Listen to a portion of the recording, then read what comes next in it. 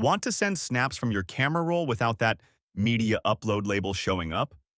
In this quick guide, I'll show you exactly how to do it on Snapchat.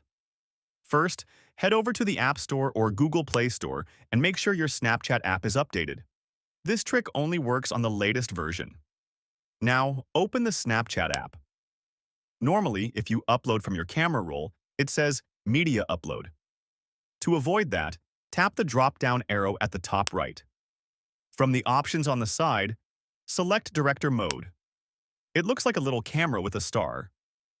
Once you're in Director Mode, look to the bottom right corner and tap the picture icon with a plus sign. This will let you import media from your camera roll. Choose the photo or video you want, then tap Add. You'll see it appear at the bottom left. Tap Preview, then hit Send To.